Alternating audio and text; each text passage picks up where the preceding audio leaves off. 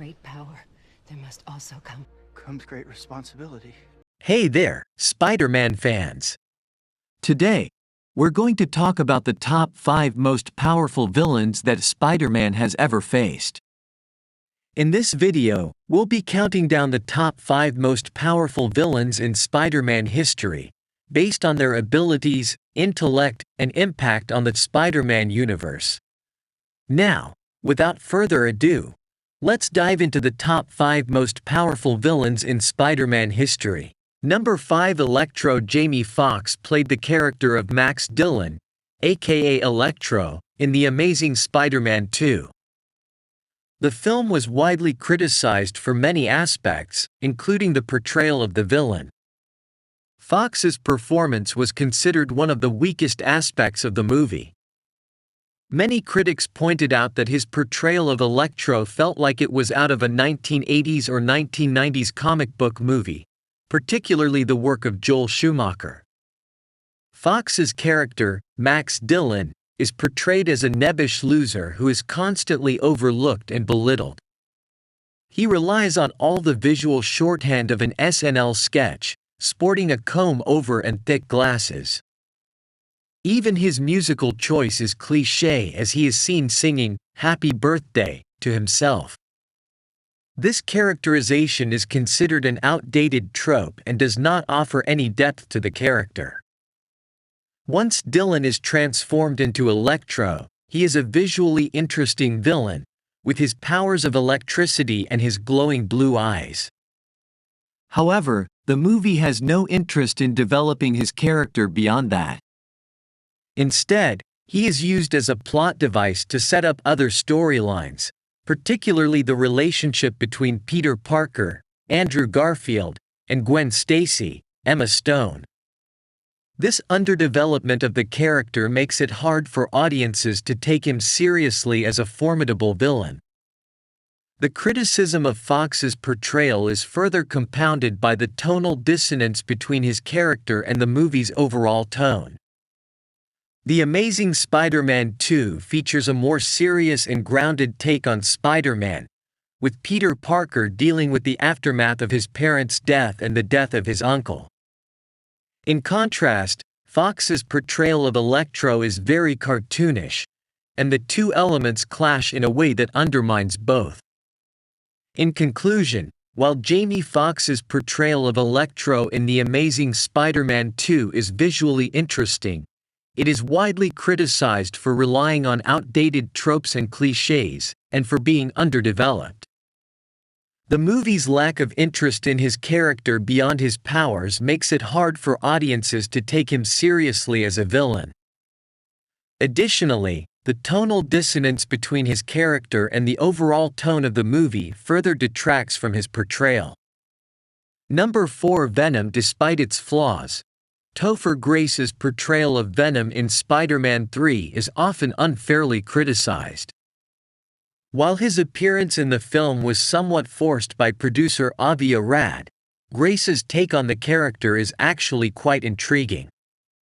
In particular, the decision to portray Eddie Brock as a narcissistic mirror image of Peter Parker, rather than as a random investigative journalist, adds an interesting layer to the concept of an evil Spider-Man.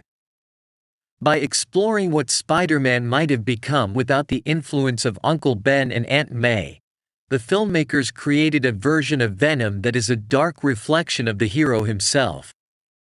Additionally, by omitting the lethal enforcer angle, which has never quite worked on the page or on screen, the film's interpretation of Venom is able to focus more on the character's psychological and emotional depth.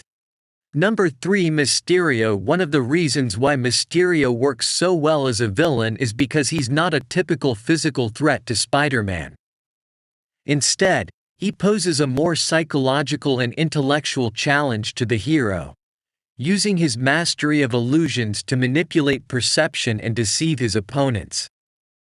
This dynamic is explored in interesting ways in Spider-Man: Far From Home, as Mysterio's illusions force Spider-Man to question his own senses and instincts. The film also delves into Mysterio's motivations, revealing that he's not just a power-hungry villain, but also someone who's deeply scarred by his own past and obsessed with getting revenge on those he feels have wronged him. This adds a layer of complexity and depth to the character, making him more than just a one-dimensional bad guy. All in all, Mysterio's cinematic debut is a triumph, showcasing the potential for Spider-Man's rogues gallery to be explored in exciting and innovative ways in the MCU. Number 2. Green Goblin. In order to demonstrate the success of his super soldier serum, Norman Osborn, played by Dafoe, administered the formula to himself, resulting in heightened strength, agility, and reflexes. Additionally, Osborn's intellect and ingenuity enable him to construct explosive grenades capable of disintegrating his foes in a single blast, and he utilizes a cutting-edge glider to navigate through New York City's skyline while pursuing his adversaries. Essentially, the Green Goblin boasts a collection of advanced weaponry that is equally as lethal as that of Doc Ock. Despite this, the Green Goblin is also a formidable opponent even without his equipment, akin to the Lizard. To make matters worse, the Green Goblin represents an entirely separate, psychopathic personality residing within Osborn's psyche, rendering him an unpredictable killing machine who seeks to eliminate everyone Peter cares for to prove his dominance.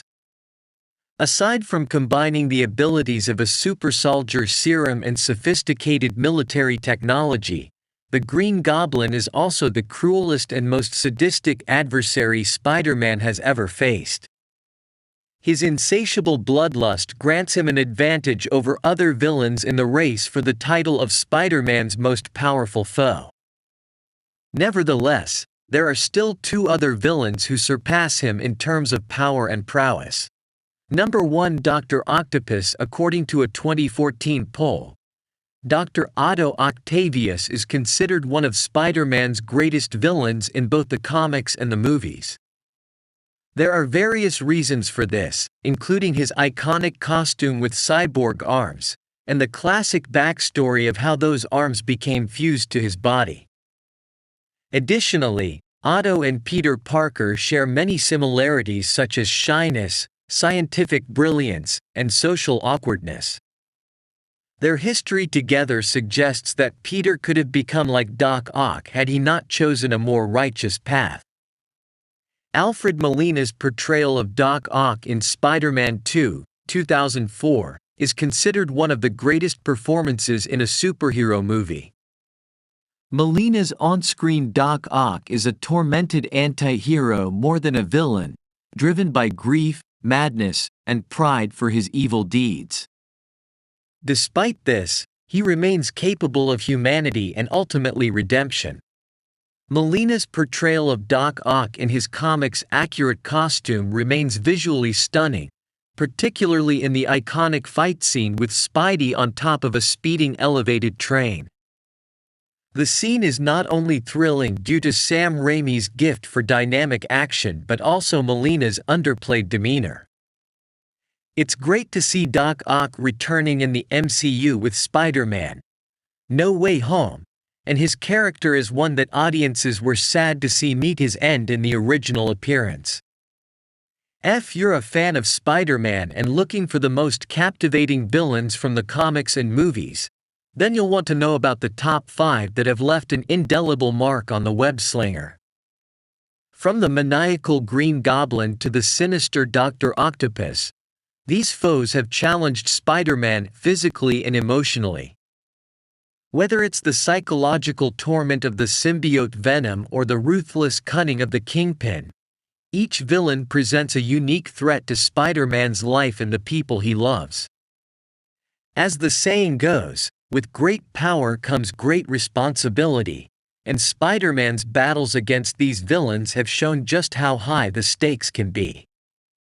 So, if you're ready to revisit some of the most iconic moments in Spider-Man's history, be sure to check out the top 5 villains and their impact on the web slinger.